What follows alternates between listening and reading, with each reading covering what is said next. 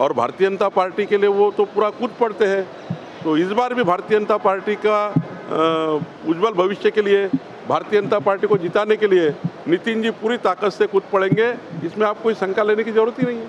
शब्द छल करण्यात देवेंद्रजी पटाईत आहेत असं देखिए, एक बड़ा वर्ग है नितिन जी को मानने वाला।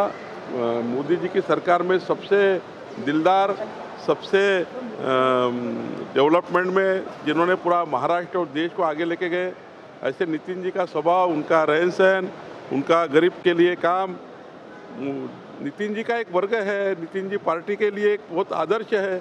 तो मुझे लगता है उनका चुनाव में वो आते ही है। लोकसभा में उन्होंने 15 दिन महाराष्ट्र में दिए, विधानसभा में महीना भर देंगे। और सारे हम कार्यकर्ता जो यहाँ पर खड़े हैं, वो नितिन जी उस समय जो राज्य के अध्यक्ष होने के समय और देश के अध्यक्ष होने के समय जो भारतीय जनता पार्टी के लिए काम किया है, भाजपा के उज्जवल भविष्य के लिए, महायुति की सरकार लाने के लिए नितिन जी निश्चित रूप से हमारे साथ पूरे एक मना देने वाले हैं। जयंत पाटलांनी म्हटलंय की शब्द छल करण्यात देवेंद्रजी पटाईत आहेत म्हणून। शब्द छल करण्यामध्ये देवेंद्रजी कधीच काम करत नाही। महाराष्ट्राचा विजनरी व्यक्तिमत्व म्हणून काम करतात।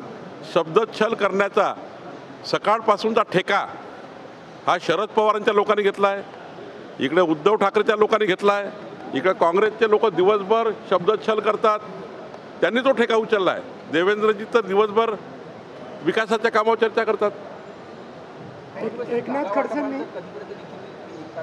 मी सकाळीच सांगितलं की जागा वाटपाबद्दल काही फार रिझर्वेशन नाही आहे। महायुतीचं सरकार येण्याकरता ज्याला ज्या ठिकाणी ज्यांचं त्या ठिकाणी त्या मतदारसंघामध्ये चांगले उमेदवार, त्या ठिकाणी जिंकण्याची परिस्थिती, हा आग्रह नाही आहे। कोणी 60 लढावं की कोणी 80 लढावं, कोणी 90 लढावं, कोणी 160 लढावं, हा आग्रह नाही आहे।